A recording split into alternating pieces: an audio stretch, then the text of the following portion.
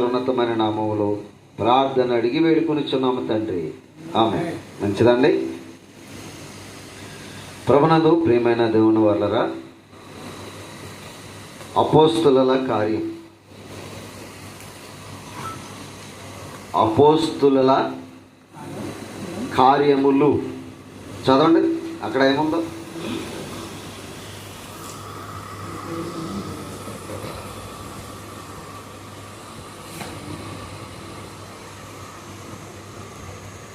పుస్తకం పైన ఏముందో చదవండి. అపోస్తుల కార్యములు అని ఉందా? కార్యాలు కార్యాలు కార్యములు అని ఉండదు. అది ఈ పుస్తకం రాసింది ఎవరని అంటే మీకు చెప్పాను, డాక్టర్ లూకా గారు రాశారు. ఇది రెండవ పుస్తకం. ఇది మొదటి పుస్తకం లూకా సువార్త అయితే, రెండవ పుస్తకం అపోస్తుల కార్యాలు. అపోస్తుల కార్యాలు ఎక్కడ ఉంది అని అంటే, సువార్తకును మరి పత్రికలకును నలుగురు రాసినటువంటి సువార్తకును మధ్య ఉన్నదే అపోస్తుల కార్యం. అర్థమవుతుంది మీకు నేను చెప్పింది? ఎక్కడుంది ఇది? సువార్తలకును పత్రికలకును మధ్యన ఉంది. ఇలాగూ కొత్త నిబంధన గ్రంథములో నలుగురు రాసినటువంటి సువార్తల తర్వాత అపోస్తుల కార్యం ఉంది. అపోస్తుల కార్యములు దాటి వెళితే పత్రికలు ఉన్నాయి. ఇప్పుడు మీరు జాగ్రత్తగా వినాలి. క్రొత్త నిబంధన గ్రంథానికి అపోస్తుల కార్యం అనేటువంటిది ఇటు సువార్తకును అటు పత్రికలకును బిర్జీ లాంటిది, వారధి అనమాట. ఏది దేని లాంటిది? బిర్జీ లాంటిది. ఇందులో నుంచి పత్రికల్లోనికి దాటాలని అంటే, ఇందులో నుంచి దాటాలంటే అపోస్తుల కార్యాల్లో నుంచి దాటాలి. అపోస్తుల కార్యాల్లో నుంచి ఎందుకు దాటాలి అని అంటే, అపోస్తుల కార్యములు అని అంటే అపోస్తులు ఎంతమంది అని చెప్పాను? 13 మంది. ఎంతమంది? ఎవరితోటి? పౌలు గారితో. అంతే గారు మామూలుగా అపోస్తులుంటే, పౌలు గారితో అపోస్తులు ఎంతమంది అంటే 13 మంది. ఇప్పుడు అపోస్తుల కార్యాలని 3 భాగాలు చేసుకోవాలి మనం. ఎన్ని భాగాలు? 3 భాగాలు చేసుకోవాలి. అండి, ఈ 3 భాగాలు ఏంటనంటే, మొదటి అధ్యాయం నుంచి 7వ అధ్యాయం వరకు ఒక భాగం రాసుకోండి. అపోస్తుల కార్యాలు మొదటి అధ్యాయము మొదటి వచనం నుంచి 7వ అధ్యాయం చివరి వచనం వరకు ఒక భాగం. మళ్ళీ 8వ అధ్యాయము మొదటి నుండి 12వ అధ్యాయము చివరి వరకు అదొక భాగం. మరలా 13వ అధ్యాయము మొదటి వచనం నుంచి 28వ అధ్యాయము చివరి వరకు అదే ఒక భాగం. ఎన్ని భాగాలండి? 3 భాగాలండి. ఇప్పుడు ఈ 3 భాగాల్లో మొదటి భాగం ఏంటంటే యెరూషలేము సువార్త. ఏంటది? యెరూషలేము సువార్త. ఎక్కడి నుంచి ఎక్కడి వరకు? 1వ అధ్యాయం నుంచి 7వ అధ్యాయం వరకు యెరూషలేము సువార్త. నెక్స్ట్ రెండవది 8వ అధ్యాయం నుంచి 12వ అధ్యాయం వరకు యోధా నుంచి సమరయ వరకు సువార్త పరిచర్య భాగం. ఎక్కడి నుంచి? యోధా నుంచి సమరయ వరకు సువార్త పరిచర్య భాగం. ఇది రెండవ భాగం. ఎన్నో అధ్యాయం నుంచి? 8వ అధ్యాయం నుంచి 12వ అధ్యాయం వరకు. రైట్. ఇప్పుడు 13వ అధ్యాయం నుండి 28వ అధ్యాయం వరకు. ఎక్కడి నుంచి? 13వ అధ్యాయం నుండి 28వ అధ్యాయం వరకు. ఇదేం భాగం అనంటే సర్వలోకం, భూప్రపంచమంతటా. అంటే అర్థమవుతుందా? దేనంతటా భూదిగంతముల వరకు ప్రకటించబడినటువంటి సువార్త ఇది. ఎక్కడ వరకు? భూదిగంతముల వరకు ప్రకటించబడినటువంటి సువార్త పరిచర్య. ఎక్కడి నుంచి ఎక్కడి వరకు? 13వ అధ్యాయం నుండి 28వ అధ్యాయం వరకు మొత్తం టోటలీ సువార్త ప్రకటించబడినటువంటి పరిచర్య. ఈ 3 భాగాలు మరల రెండింటిగా చేసుకోవాలి. ఈ 3 భాగాలను మరలా ఎలా చేసుకోవాలంట? 2 భాగాలు చేసుకోవాలి. ఏంటి 2 భాగాలు అని అంటే, మొదటి భాగం పేతురు గారి పరిచర్య. మొదటి భాగం ఏ పరిచర్య? పేతురు గారి పరిచర్య. రెండవ భాగం ఎవరి పరిచర్య అని అంటే పౌలు గారి పరిచర్య. ఎవరి పరిచర్య? అపోస్తులుడైనటువంటి పౌలు గారి పరిచర్య రెండవ భాగం. ఇప్పుడు మీరు బాగా గమనించండి, అక్కడ సువార్తలకు ఆధారము అపోస్తలుల కార్యమే. ఈ అపోస్తలుల కార్యం దాటి వెళ్ళిన తర్వాత పత్రికలకు ఆధారం కూడా అపోస్తలుల కార్యం. ఇందులో ఏం రాయబడ్డాయంటే అపోస్తలుల యొక్క ప్రాణత్యాగము, అపోస్తలుల ద్వారా దేవుని శక్తి అయినటువంటి పరిశుద్ధాత్మ దేవుని ద్వారాగా జరిగించినటువంటి ఆశ్చర్యమైనటువంటి కార్యములు అంటే ఏంటనుకుంటారు? జరిగినటువంటి సందర్భాలు, స్వస్థతలు కానివ్వండి, సూచక్రియలు కానివ్వండి, అద్భుతాలు కానివ్వండి, ఇవన్నీ కూడా ఏమంటారంటే కార్యములు అంటారు. అందుకే ఇక్కడ బైబిల్ ఏమని రాశాడంటే అపోస్తుల ద్వారా జరిగినటువంటి కార్యములను ఇక్కడ అపోస్తుల కార్యములు అని రాయబడింది పుస్తకం. అర్థమైందా? మీకు క్లారిటీ వచ్చిందా? ఓకే. ఇప్పుడు మీకు ఎంత క్లారిటీగా చెప్పలేదు, ఎందుకంటే అర్థం అవ్వాలి మీకు పుస్తకం. బైబిల్ అర్థం అవ్వాలంటే మనం ఎంత క్లారిటీగా చెప్పుకోకపోతే మనకే అర్థం అవ్వదు. అపోస్తుల కార్యములు అంటే ఏంటి అసలు? అపోస్తుల కార్యములు అంటే ఏంటి? పేతురు గారి ద్వారాగా పరిశుద్ధాత్మ దేవుడు ఎన్ని కార్యములు జరిగించాడో. పేతురు గారి ద్వారా ఎన్ని కార్యాలు జరిగించాడు? చాలా కార్యాలు జరిగించాడు. చాలా మంచిగా ఒక విషయం చెప్తాను మీకు, జాగ్రత్తగా ఉండండి. యుప్పేలో తబితా అని ఒక శిష్యురాలు చనిపోతుంది. ఎవరు? యుప్పేలో తబితా అని ఒక శిష్యురాలు చనిపోతుంది. మరి ఆవిడ శవం అయిపోయి అక్కడ ఉంటే అక్కడ ఉన్న ప్రజలందరూ కూడా పాలడుతూ పేతురు గారు అక్కడ పలానా స్థలంలో ఉన్నారు, ఆయన్ని పిలవండి అని చెప్తే ఆయన వస్తాడు. వచ్చి తబితాను బతికించి మరల వాళ్ళకి అప్పగిస్తాడు. ఏ కార్యం ఇది? అపోస్తులుడైనటువంటి పేతురు గారి ద్వారా జరిగినటువంటి కార్యం. అర్థమైంది ఇప్పుడు? అంటే అపోస్తుల ద్వారా దేవుడు చేసినటువంటి ఆశ్చర్యమైన క్రియలను అపోస్తుల కార్యముగా ఇక్కడ రాయబడింది. 12 మంది అపోస్తులలో 13వ వాడైనటువంటి పౌలు చేత కూడా ఎన్నో కార్యక్రమాలు జరిగాయి. ఇప్పుడు మర్చికి మీకు ఒక మాట చూపించాను. ఏంటి ఆ మాట అంటే 9వ అధ్యాయము అపోస్తుల కార్యాలు 9వ అధ్యాయము 36వ వచనం ఒకసారి చదవండి. 9వ అధ్యాయము 36వ వచనం. అపోస్తుల కార్యాలు 9వ అధ్యాయం 36వ వచనం. యొప్పేలో తబితా అని ఒక శిష్యురాలు ఉండెను. ఆమెకు భాషాంతరమున దొరక అని పేరు. బహుగా చేసి ఉండెను. ఆ దినముల యందు ఆమె కాయలో పడి చనిపోగా వారు శవమును కడిగి మేడగదిలో పరుండబెట్టిరి. లొద్ద యొప్పేకు దగ్గరగా ఉండుట చేత పేతురు అక్కడ ఉన్నాడని శిష్యులు విని అతడు తడువు చేయక తమ యొద్దకు రావాలనని వేడుకొనుటకు 2 మనుషులను అతని యొద్దకు పంపిరి. పేతురు లేచి వారితో కూడా వెళ్ళి అక్కడ చేరినప్పుడు వారు మేడ గదిలోనికి అతను తీసుకుని వచ్చిరి.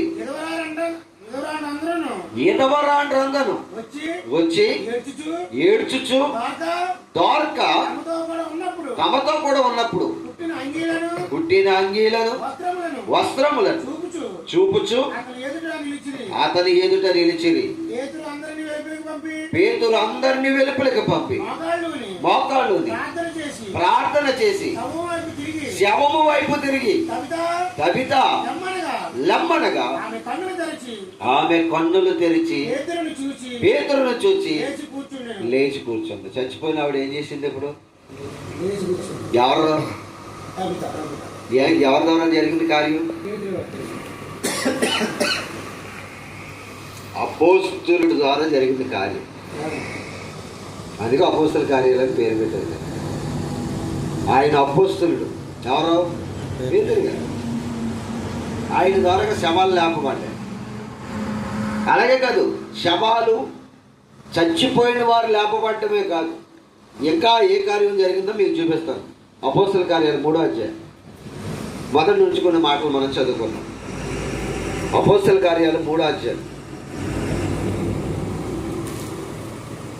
అపోస్తుల కార్యాలు 3వ అధ్యాయం 1వ వచనం. ఇంచుమించు పగల 3 గంటలకు ప్రార్థనా కాలమున పేతురును యోహానును దేవాలయమునకు పుట్టినది మొదలుకొని కుంటివాడైన ఒక మనుష్యుడు మోసుకుని పోబడుచుండు. వాడు దేవాలయంలోకి వెళ్ళి వారిని భిక్షమడుగుటకు కొందరు ప్రతిదినం వాడిని శృంగారమను దేవాలయం దగ్గరకు పేతురును యోహానును వాడు చూచి భిక్షమడుగగా పేతురును యోహానును వారిని తేరు చూచి మా తట్టు చూడుమనేది. వాడు వారి యొద్ద ఏమైనా దొరుకునని కనిపెట్టచ్చు వారి యందు లక్ష్యం ఉంచాను. అంతటా పేతురు వెండి బంగారములు మా యొద్ద లేవు గాని నాకు కలిగినది నీకు ఇచ్చుచున్నాను. అది నజరేయుడైన యేసు క్రీస్తు నామమున అది లేవనెత్తాడు. వాడు నడుచుచు గంతులు వేయచ్చు పరిగెట్టాడు అనమాట.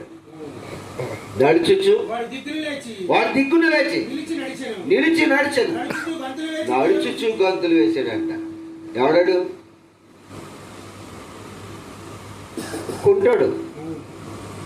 చూసారా ఎవరి ద్వారా జరిగింది కార్యం? అపోస్తుల ద్వారా. అందుకే లోకా గారు దేవుడు అపోస్తుల ద్వారా చేసినటువంటి కార్యములన్నీ కూడా రాయించాడు. నెక్స్ట్ అపోస్తుల కార్యం అంటే ఏంటనంటే సంఘ చరిత్ర కలిగినటువంటి పుస్తకం ఇది. ఏ పుస్తకం ఇది? సంఘ చరిత్ర కలిగినటువంటి పుస్తకం. పరిశుద్ధాత్ముడు అపోస్తుల మీద దిగినటువంటి సందర్భాలు రాయబడినటువంటి పుస్తకం. అంటే అపోస్తుల మీదకి పరిశుద్ధాత్ముడు ప్రారంభముగా దిగినటువంటి సందర్భం. అప్పుడే దిగాడు. యేసు ప్రభు వెళ్ళిపోయాడు. వెళ్ళిపోయిన తర్వాత కొన్ని దినాలకి పరిశుద్ధాత్మ దేవుడు భూమి మీదకే ఎలాగొచ్చాడో రాయబడినటువంటి గ్రంథం. అసలు అపోస్తులైన ఆ అపోస్తుల కార్యాల్లో మరి లూకా గారు పరిశుద్ధాత్మ దిగిన కాలం గురించి చెప్పకపోతే అసలు పరిశుద్ధాత్ముడు ఎప్పుడు వచ్చాడో ఎవరికి కూడా తెలియదు. మరి లూకా గారు ఇంకోటి ఏం రాశాడంటే సంఘము ఎప్పుడు ప్రారంభమైందో ఎవరి ద్వారా ప్రారంభమైందో చెప్పకపోతే మనకు సంఘము యొక్క చరిత్ర మనకే తెలియదు. మరి సంఘం యొక్క చరిత్ర మనకు ఎవరు చెప్పారు? లూకా గారే చెప్పాడు. సంఘము పేతురు గారి ద్వారాగా దేవుడు చేసినటువంటి కార్యములన్నీ కూడా మనకే క్లారిటీగా చెప్పుకుంటూ వచ్చాడు. ఎవరు? లోకా గారు. ఇప్పుడు ఈ పుస్తకం రాసింది ఎవరు? ఇప్పుడు లోకా గారే. లోకా గారికి ఎన్నో పుస్తకం అని చెప్పాను? రెండో పుస్తకం. ఫస్ట్ పుస్తకంలో ఏమేమి చేశాడు? ఫస్ట్ పుస్తకంలో ముగింపు ఏం చేశాడు?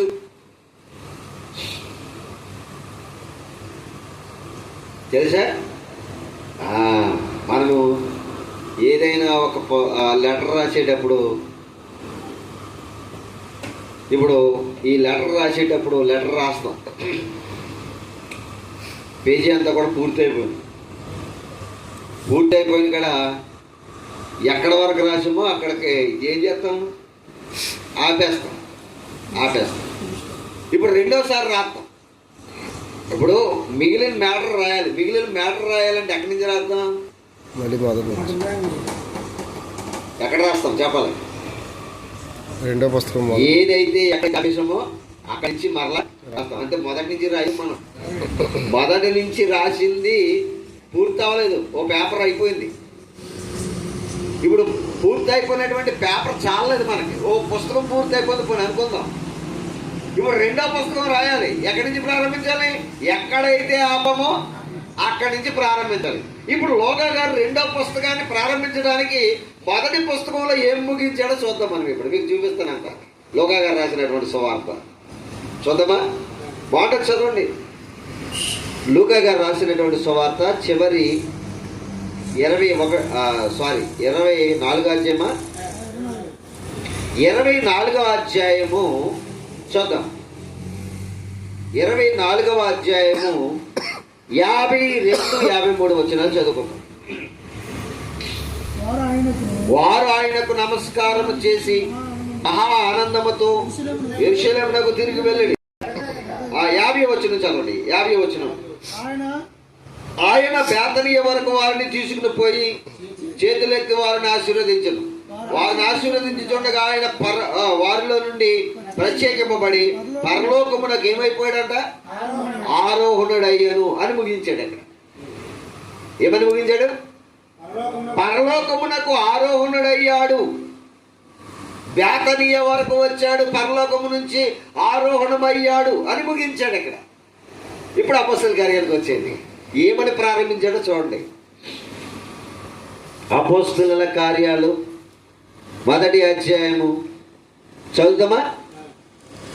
చదవండి. 1-2 వచనాలు చదవండి. ఓ థెయోఫిలా, యేసు తాను ఏర్పరచుకున్న అపోస్తలులకు పరిశుద్ధాత్మ ద్వారా ఆజ్ఞాపించిన తరువాత ఆయన పరమునకు చేరుకొనబడిన దినము వరకు ఆయన చేయుటకును బోధించుటకును ఆరంభించిన వాటిని గూర్చి నా మొదటి గ్రంథమందు రచించింది అన్నాడు. క్లారిటీ వచ్చిందా మీకు? ఇప్పుడు వచ్చిందా రాలేదా? అలా ఉండాలి బైబిల్ చెప్తే ఎప్పుడు కూడా. ఎక్కడి నుంచి ఎక్కడికి ప్రారంభించాడు? అక్కడ ఏమైతే ముగించాడో రెండవ పుస్తకంలో అది ప్రారంభిస్తున్నాడు. యేసు ప్రభు వెళ్ళిపోయినటువంటి సందర్భాన్ని ప్రారంభిస్తున్నాడు. ఇక్కడ అపోస్తలులకి ఏం చేయాలని బోధించాడో ఆ బోధించిన దాన్ని మరలా అలా టచ్ చేస్తూ ముగింపుని ప్రారంభంగా చెప్తున్నాడు. ఇక్కడ అర్థమైందా? అక్కడ ఏమైతే ముగించాడో దాన్ని ప్రారంభంగా చెప్తున్నాడు. మీకు ఇంకో మాసం బాగా అర్థమవడం కోసం, ఆడవాళ్ళకైతే బాగా అర్థమవుతుంది. ఇది సీరియల్ యాళ్ళ ముగించేస్తాడు, స్టాప్ అంటాడు. దానికి 1-2 నిమిషాల ముందు జరిగినటువంటి సందర్భం మళ్ళీ నెక్స్ట్ ఎపిసోడ్లో వేస్తాడు. నెక్స్ట్ ఎపిసోడ్లో అది వేయలేదనుకో ఇక్కడ ఏం జరుగుతుందో అర్థం కదా. అక్కడ అర్థమైందా? అలాగా ఇప్పుడు లోకా గారు ఎండ చేసింది రెండో పుస్తకంలో మరలా దాన్ని ఎత్తకపోతే ఇది అర్థం కాదనమాట. అందుకు చెప్పాడు. అక్కడ ఏమైతే ఎండ చేశాడో దాన్ని మరలా ఇక్కడ రెండో పుస్తకంలో ఏం చేశాడు? ప్రారంభించి అపోస్తలులకు ప్రభువు వారు చెప్పినటువంటి ప్రతి కార్యాన్ని మరలా జ్ఞాపకాల నుండికి తీసుకొస్తున్నాడు. అపోస్తలుల కార్యాలంటే సంఘ చరిత్ర. మనకు పత్రిక పాఠాల్లో ఏముంటాయి? కొరింథీ సంఘం ఉంది, రోమీయుల సంఘం ఉంది, ఇంకా కొలస్సీ సంఘం ఉంది, ఎఫెసీ సంఘం ఉంది. ఇలాగ సంఘాలు ఉన్నాయి. ఉన్నాయా లేవా?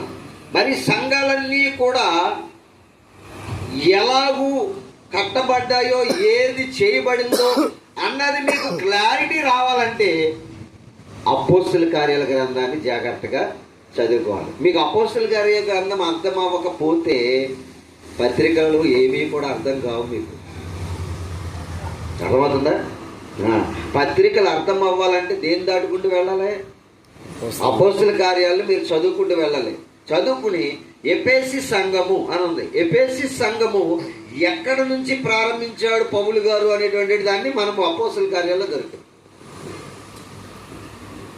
వాళ్ళు ఎక్కడెక్కడ తిరిగారు అన్నది అంతా కూడా అపోస్తల కార్యాల్లో ఉంది. మనకి చరిత్ర బాగా చదువుకోవాలి. మన మనము బైబిల్లో ఎప్పుడు కూడా చదివేటప్పుడు మన మైండ్ అంతా కూడా దాని మీద పెట్టి చదవాలి.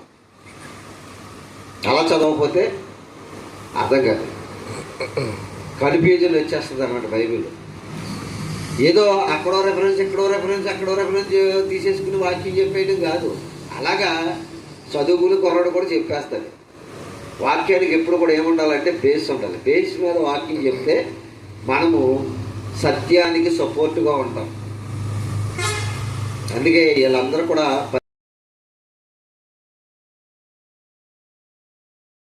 మాకంతే చాలును,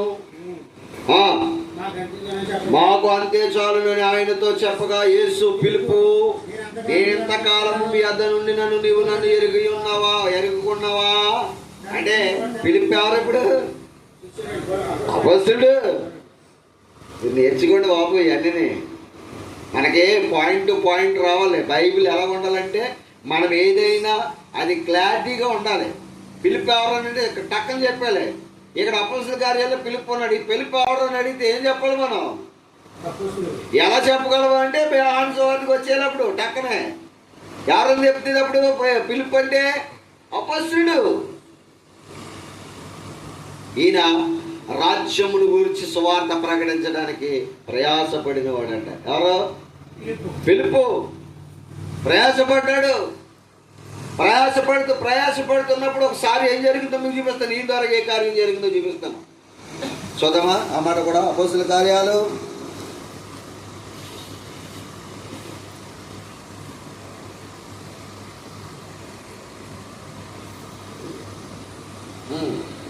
8వ అధ్యాయము, అపోస్తల కార్యాలు 8వ అధ్యాయము 25 నుంచి చదువుకుందాం. అంతటి వారు సాక్ష్యం ఇచ్చుచు ప్రభువాక్యం బోధించి యెరూషలేమునకు తిరిగి వెళ్ళుచు సమరయుల అనేక గ్రామముల సువార్త ప్రకటించుచు వచ్చిరి.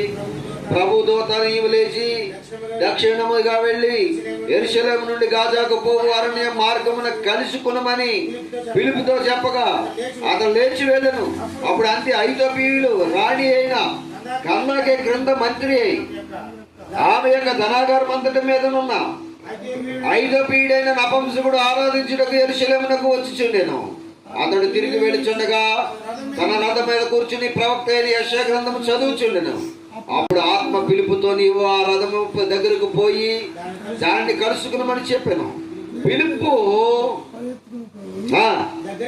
దగ్గరికి పోయి అతడు ప్రవక్త అయిన యెషయా గ్రంథం చదువుచుండగా నీవు చదువునది గ్రహించున్నావా అని అనగా అతడు ఎవడైనా నాకు త్రోవ చెప్పుకోండి. చాలా మంది చదువుతారు, అందరూ బైబిల్ చదువుతారు. బాబు బైబిల్ అందరికి అర్థమైపోతుంది. ఈడు కూడా ఈడు కూడా ఏం చదువుతున్నాడు? యెషయా గ్రంథం చదువుతున్నాడు. బాబు నువ్వు చదువుతున్నది ఏంటో నీకు అర్థమైందా అని అపోస్తలుడైన పిలుపు గారు ఆయన అడిగాడు.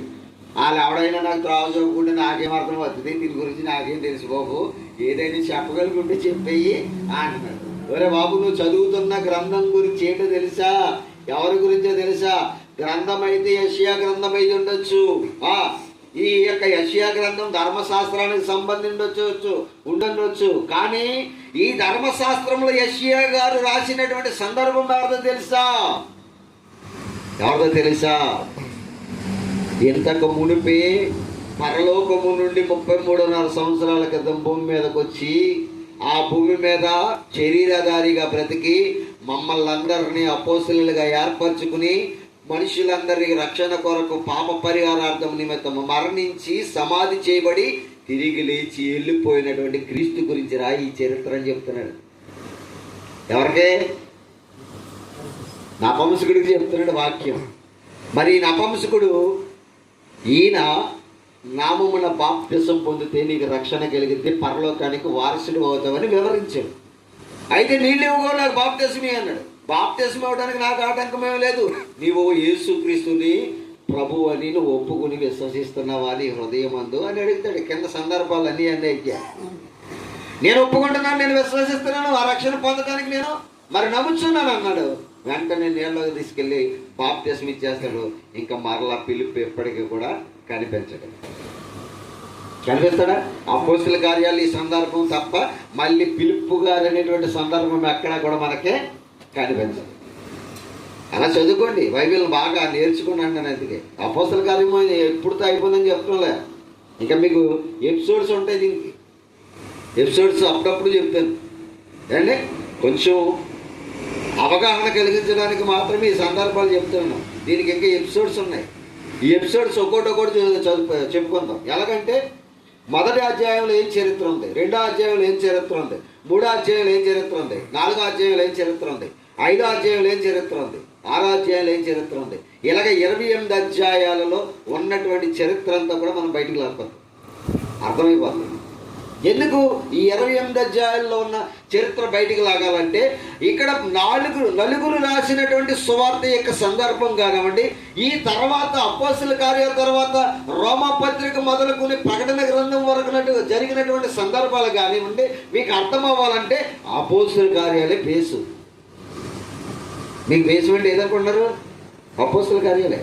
ఎక్కడి నుంచి వెళ్తేనే మీకు ఏదైనా అర్థమవుతుంది. ఎపిఎస్సి పత్రిక వెళ్ళిపోయి డైరెక్ట్గా చదివేసుకున్నాం అనుకో ఏం అర్థం కాదు. ఎపిఎస్సి సంఘం ఎక్కడ పుట్టింది, ఎలా పుట్టింది, ఇదేంటి అసలు అన్నది నీకు తెలవాలంటే ఎక్కడికి రావాలి? మరలా అపోస్తల కార్యాలలోనికి రావాలి. వస్తేనే నీకు అపోస్తల కార్యాలలో ఎపిఎస్సి సంఘం అనేది నీకు కనిపిస్తే ఆ సంఘాన్ని ఎవరు ప్రారంభించారో, ఆ సంఘానికి ఏం రాశాడో ఈ కార్యాల్లో ఉంటాయి. అలాగనమాట. ఏమండి, ఎన్ని భాగాలు చేసుకున్నాం మనం? 3 భాగాలు చేసుకున్నది.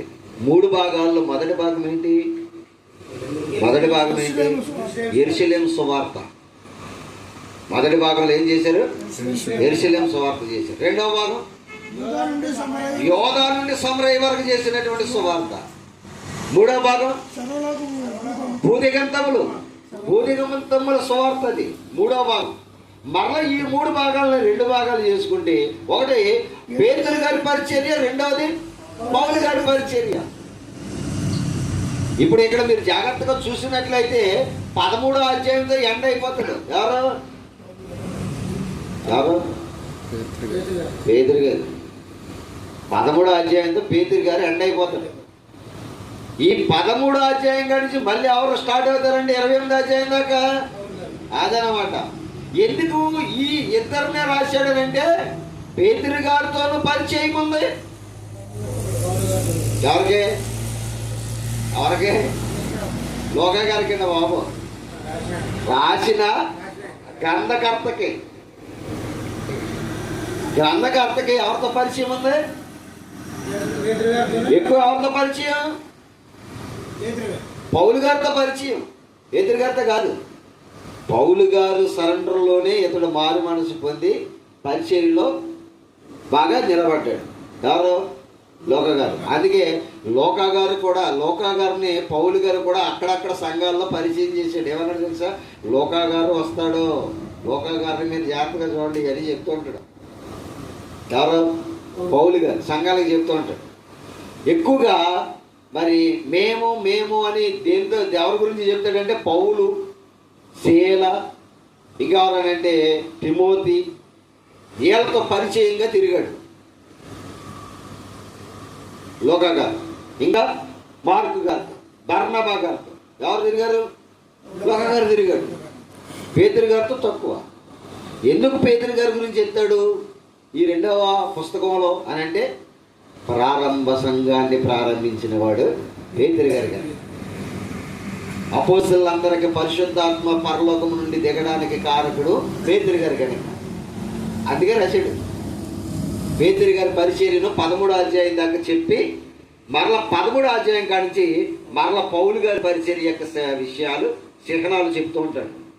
ఆయన ఎక్కడెక్కడ తిరిగాడు, ఎన్ని ప్రయాణాలు చేశాడు, ఎన్ని సంఘాలు కట్టాడు, ఆ సంఘాల్లో ఉన్నటువంటి సందర్భాలు ఏంటో, ఎక్కడ ఏమేమి జరిగినాయో, పౌల్ని ఎన్నిసార్లు బంధించారు, పౌల్ని ఎన్నిసార్లు కొట్టారు, పౌల్ని ఎన్నిసార్లు హింసలు పెట్టారు, ఎందరూ ఎదుర్కొన్నారు, ఇవన్నీ చరిత్ర ఉంటుంది ఇక్కడ. అందుకే సంఘ చరిత్ర అనేది.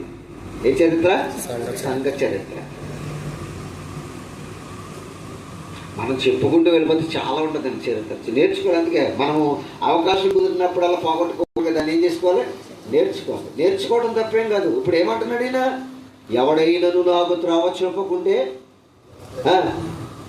ఎవడైనను నాకు త్రోవ చూపకుంటే చదవదా? మరల చదవండి, 8వ అధ్యాయము, అపోస్తుల కార్యాలు 8వ అధ్యాయము, 31.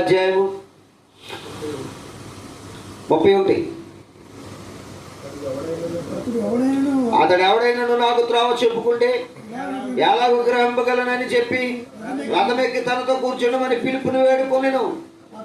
అతడు లేఖనములో ఎందుకు చదువుతున్న భాగం ఏదనగా, ఆయన గొర్రె పిల్ల, ఆయన గొర్రె వల్ల వదక తేబడును, పొచ్చు కత్తిరించి వాని ఎదుట యాలాగు మౌనం ఉండను, ఆయనతో నోరు తెరవకుండెను. ఆయన దీనత్వమును బట్టి ఆయనకు న్యాయ విమర్శన దొరకక పోయెను. ఎవరి గురించి చెప్తున్నాడు? అక్కడ చదువుతున్నదేమో యెషయా గ్రంథం. చెప్పేది ఎవరి గురించి?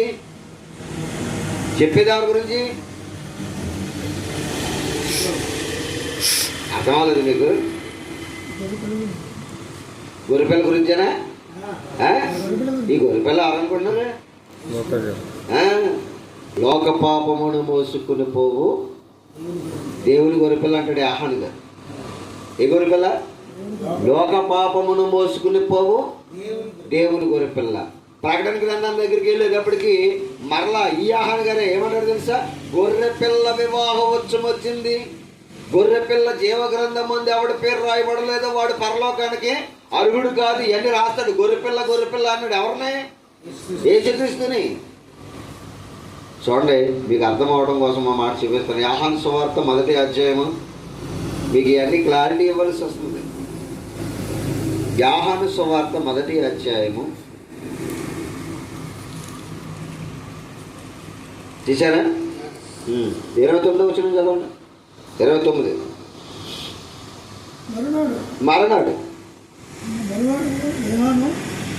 మరునాడు యోహాను యేసు తన ఎద్దకు రాగా,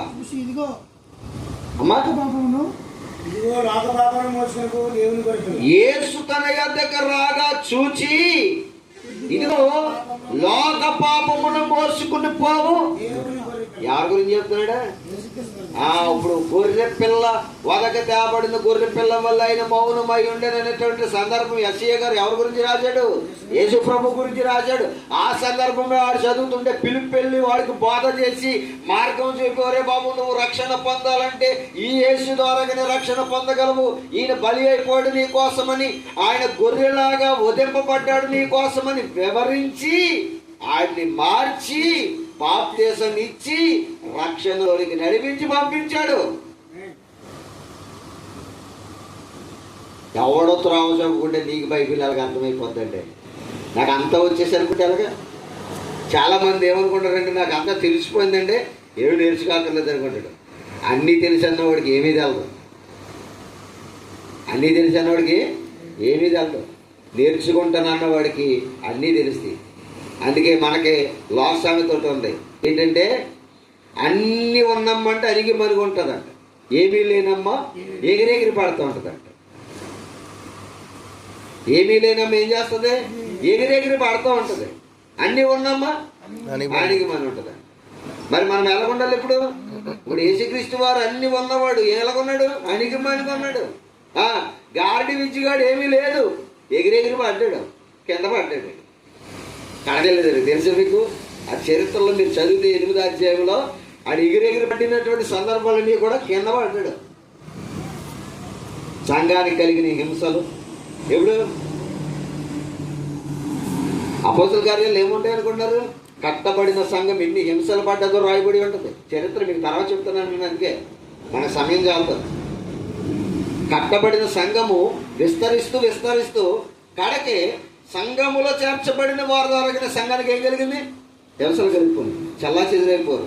మనం అనుకోవచ్చు మన దగ్గర 100 మంది ఉండాలి జనం, మనం చెప్పే వాక్యానికి అందరూ కూడా మన చుట్టూ ఉండాలి అనుకుంటాం. ఉండరు. సత్యం ఉన్న చోట ఎవరు కూడా ఉండరు, ఇమ్మడరు. ఎక్కడ ఉంటారు జనం తెలుసండి? ఎక్కడైతే సత్యం లేదో, సాతాను యొక్క సందర్భాలు కార్యక్రమాలు జరుగుతాయో అక్కడ పూడిపోతారన్నమాట జనం. ఎందుకు పూడిపోతారో మీకు దేవుని చిత్తం అయితే మంచి టాపిక్ కూడా చెప్తాను, దాని గురించి మంచి టాపిక్ చెప్తాను. ఎందుకంటే బైబిల్లో ఒక సందర్భం చెప్పాడు. యేసుక్రీస్తు వారు రాకడకంట పీనుగు ఎక్కడ ఉండునో గద్దలు అక్కడ పోగోను అన్నాడు. దాని సందర్భం ఏంటో కనుక్కోండి ఎవరినైనా, నేను చెప్తాను తర్వాత మీకు. పీనుగు ఎక్కడ ఉండునో గద్దలు అక్కడ పోగోను అన్నాడు. ఇప్పుడు యేసుక్రీస్తు రాకడను, దాని గురించి మీకు ఒకసారి మంచిగా క్లారిటీ ఇస్తాను. ఇప్పుడు చూడండి, అపోస్తల కార్యం అనగా సంఘ చరిత్ర కలిగినటువంటి పుస్తకము. అటు సువార్తకి ఇటు పత్రికలకు మధ్య ఏంటంటే బ్రిడ్జి. దీన్ని దాటి వెళ్ళాలి. సువార్తలోనికి ప్రతి మాట అపోస్తల కార్యాలను టచ్ చేసుకుంటూ పత్రికల్లోనికి వెళ్ళాలి. అప్పుడు సువార్తలు, కార్యములు, పత్రికలు అన్నీ మనకి క్లారిఫికేషన్ అయిపోద్ది, ఈజీ అయిపోద్ది బైబిల్ అర్థం చేసుకోవటం. ఇంత ఉంటుందండి. మరి ఏమీ తెలియకపోవడానికి మనము ఏదో 2 రెఫరెన్స్లకి వాక్యం చెప్పేద్దామంటే ఏం అర్థమైపోతుంది బైబిల్ కదా. నెక్స్ట్ ఇంకో విషయం ఏంటంటే, ఒక మాట కలిపిన ఒక మాట తీసివేసిన అంత మనక ప్రమాదం. ఎవడ బాధ చేస్తున్నాడు అడిగే ప్రమాదం. అందుకని దేవుడు ఏమన్నాడంటే, మీలో అనేకులు బోధకులుగా ఉండొద్దు, బోధకులు అయిపోదాం అనుకోవద్దు, చెప్పేద్దాం అనుకోవద్దు. ఏదో చెప్పేయడం కాదు, చెప్పవలసిన దాన్ని చెప్పడానికి మనము నేర్చుకోవాలి. అలాగే మీరు అందరూ కూడా మరి సిద్ధపడాలి. ఇంకా ఏం చెప్పనా, ముగించేయమంటారా? మళ్ళీ మీరు డిస్టర్బ్ అవ్వకూడదని చెప్పేసి నేను ముగించేస్తాను. లేకపోతే కొన్ని విషయాలు చెప్పడానికి మరి అభ్యంతరం ఏం కాదు, కానీ జాగ్రత్తగా. ఇప్పుడు అర్థమైందా? అపోస్తల కార్యాలు ఎన్ని భాగాలు చేసుకోవాలి? 3 భాగాలు చేసుకోవాలి. 3 భాగాల్లో ఏమేమిటి? యెరూషలేము సువార్త, యోదయ నుంచి సమరయ వరకు సువార్త, 3వది భూదిగంతముల సువార్త. 28 అధ్యాయాల్లో భూదిగంతముల వరకు సువార్త. మరలా దీన్ని 2 భాగాలు చేసుకుంటే పేతురు గారి పరిచర్య, పౌలు గారి పరిచర్య. ఇంకా అధ్యాయాల లెక్కల్లోనికి వెళ్తే సంఘానికి కలిగిన హింస, పరిశుద్ధాత్ముడు వచ్చిన సంగతి, పేతురు గారి సంఘం కట్టినటువంటి సందర్భాలు, ఇవన్నీ కూడా అధ్యాయాల్లోనికి వెళ్ళిపోతే మనకు అర్థమైపోతుంది. ఓకే, దేవుడి కొత్త మాటలు మన దీవించాక. థ్యాంక్ యూ, నాకు ఈ అవకాశాన్ని ఇచ్చినందుకు.